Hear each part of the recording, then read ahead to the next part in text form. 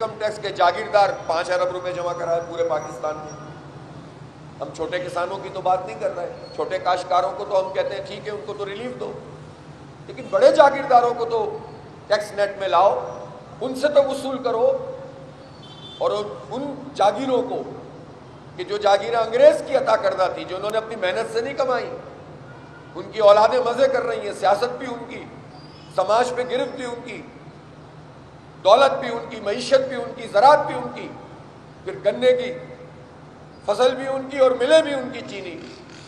تو یہ ایسا طبقہ جس نے اپنی محنت سے نہیں کمایا, ان کی زمینیں تو کسانوں میں تقسیم ہونی چاہیے, لینڈ ریفارمز ہونی چاہیے. تو ہم یہ سمجھتے ہیں کہ پہلی مرتبہ پاکستان میں یہ بات ایڈریس ہو رہی ہے. جماعت اسلامی کو کریڈٹ جاتا ہے کہ اس نے محروموں, مجبوروں, مزدوروں اور کسانوں کی بات کی ہے, اور اس سسٹم کو بالکل عیاں کر دیا ہے کہ کون لوگ ہیں جو اس پورے نظام کے سے فائدہ حاصل کر رہے ہیں اور کون لوگ ہیں کہ جن کا استحصال کیا جا رہا ہے. لہذا جاگیروں پہ بھی یہ ٹیکس لگنا چاہیے.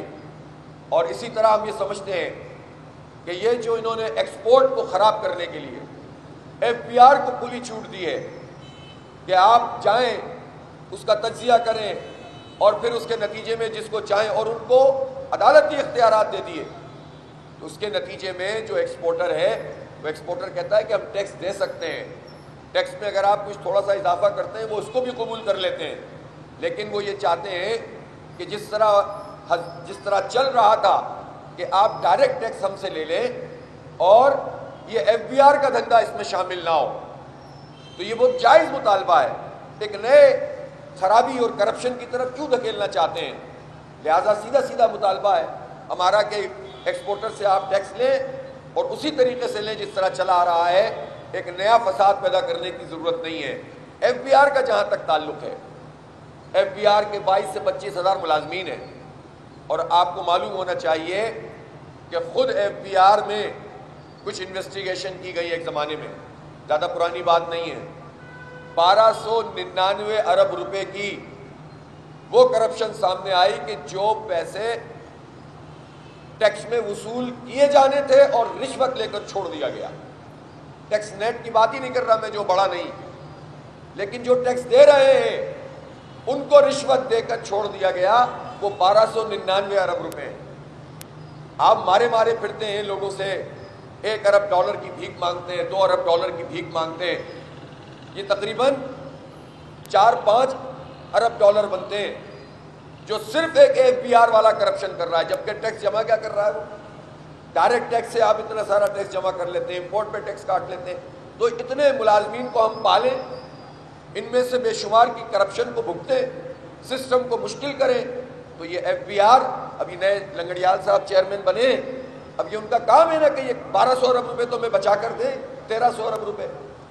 تو پیسے موجود ہیں. یہ پاکستان ایسا نہیں ہے کہ بانجھ ہو گیا ہے, یہ پاکستان, اس میں پوری صلاحیت موجود ہے, چیزیں موجود ہیں, گئے گزرے حالات میں بھی. لیکن اگر سب لوٹ مار کرتے رہیں گے اور سارا بوجھ عوام پہ ڈالتے رہیں گے, یعنی ایک محکمے کی کرپشن اگر ختم ہو تو پاکستان کے یہ بجلی کے بل کتنے کم ہو سکتے ہیں. لیکن یہ کام کرنے کے لیے حکومت تیار نہیں ہوتی, اور اس کا سبب یہ ہے کہ یہ بھی ایک پوری نیٹ ورکنگ ہوتی ہے. کوئی ادارہ اور ادارے کا کوئی آدمی اکیلا نہیں کھا رہا ہوتا, اکیلا کھانے والا تو جلدی پکڑا جاتا ہے, لیکن جب پورا کا پورا سسٹم بنا ہوا ہوتا ہے, نیچے سے اوپر تک کا, اوپر سے اور اوپر تک کا, اور اوپر سے اور اوپر تک کا, تب جا کر یہ مسئلہ جو ہے یہ ہوتا ہے کہ یہ پورا ایک جال بن جاتا ہے, اور یہ جال پورے پاکستان کو برباد کر رہا ہے. یہ تو ایک محکمہ ہے, آپ جس محکمے کو اٹھا کر دیکھیں اس میں یہ کرپشن نظر آتی ہے. تو آپ گورننس اچھی نہ کریں, کرپشن ختم نہ کریں, آئی پی پیز کا پیٹ پالتے رہیں, ان کو فراہم کرتے رہیں, اور کہیں کہ ہم بجلی کے بل کم نہیں کر سکتے, ہم تنخواہ دار کا ٹیکس کم نہیں کر سکتے, تو پھر کیسے بات بنے گی. لہٰذا ہمارا دھرنا یہاں موجود ہے. آج یہ دھرنا انشاءاللہ ایک بڑے جلسہ عام کی صورت میں ہوگا, مارچ بھی کریں گے اور جلسہ عام بھی کریں گے. اور آج کا یہ دھرنا انشاءاللہ ایک نیا پیغام دے گا پوری پاکستانی قوم کو. 2 ہفتے مکمل ہونے پر آج ایک بہت زبردست جلسہ کریں گے ہم انشاءاللہ. میں پاکستانیوں سے, ارد گرد کے لوگوں سے اور جہاں جہاں ہماری آواز پہنچ رہی ہے ان سے کہنا چاہتا ہوں کہ وہ اس دھرنے میں شریک ہوں، اپنی پرامن سیاسی مزاحمت کے اس کلچر کو فروغ دیں۔ ہم تصادم نہیں چاہتے، ہم لڑنا نہیں چاہتے، ہم انتظامیہ سے مٹ بھیڑ نہیں چاہتے، ہم پولیس سے نہیں لڑنا چاہتے، ہم اداروں سے نہیں لڑنا چاہتے، لیکن ہمیں اپنا حق چاہیے، پاکستان کے غریبوں کا، مڈل کلاس کا حق چاہیے، اور اس کے لیے ہمارا یہ دھرنا جاری ہے۔ اور آج ہم نے اپنی ایک بڑی مشاورت بھی مجلس عاملہ کی صورت میں ابھی پریس کانفرنس کے فوراً بعد رکھی ہے۔ ہماری مذاکراتی کمیٹی بھی تمام تر صورتحال اس کے سامنے رکھے گی، جو بھی ہماری جماعت اسلامی کا مشورہ ہوگا اس کے مطابق ہم اس دھرنے کو اور پورے پاکستان کی اس تحریک کو ایک نئے عزم کے ساتھ جو ہے وہ آگے بڑھائیں گے۔ بات یہ ہے کہ ہم نے تو پہلے ہی کہا ہے کہ ہم کوئی بھی ایسا کام نہیں کرنا چاہتے جو آئین اور قانون سے ماورا ہو، قانون کو ہاتھ میں لینے والا ہو۔ یہ ہمارا حق ہے کہ ہم کبھی مارچ کریں، کبھی واک کریں، کبھی آگے بڑھیں، کبھی پیچھے ہٹیں، پرامن طریقے سے موجود رہیں۔ ایک گملہ نہیں ٹوٹا، یہاں ایک پتھر نہیں پڑا کسی پر، الحمدللہ اللہ کی ذات سب سے بڑی ہے۔ یہ جماعت اسلامی ہے، یہاں کسی کو کوئی تکلیف نہیں ہے۔ بازار کے لوگوں کی سیل بڑھ گئی ہے اور لوگ جو ہیں وہ مطمئن ہیں، اس لیے کہ سب کی آواز ہے۔ ذرا کوئی تکلیف محسوس بھی کر رہا ہے تو یہ سمجھتا ہے کہ یہ چھوٹی تکلیف ہے، جس تکلیف میں ان لوگوں نے مبتلا کیا ہوا ہے حکمرانوں نے، وہ بہت بڑی تکلیف ہے۔ تو اس لیے جماعت اسلامی کا مارچ ہو یا جماعت اسلامی کا دھرنا ہو، جماعت اسلامی کا جلسہ ہو یا واک ہو، یہ سب چیزیں پرامن طریقے سے ہوتی ہیں، اس لیے حکومت کو اس پہ کوئی اعتراض کرنا ہی نہیں چاہیے۔ ہم بھی مارچ بھی کریں گے اور یہاں جلسہ عام بھی کریں گے۔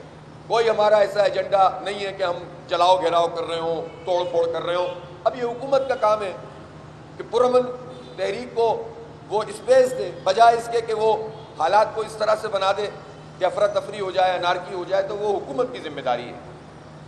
مذاکرات کا جہاں تک تعلق ہے، وہ ہم نے یہ فیصلہ کیا ہوا ہے کہ ہم مذاکرات کو بند نہیں کر رہے۔ حکومت کو چاہیے کہ وہ ہماری بات مانے، روز بات کر رہے ہیں، روز ان سے جو ہے وہ اپنی تجاویز اور جو بھی مطالبات ہیں ان کے سامنے رکھ رہے ہیں۔ بہرحال 4 دور ہو چکے ہیں، آج بھی ہو سکتا ہے کہ دور ہو جائے، تو وہ بھی جاری رہے گا۔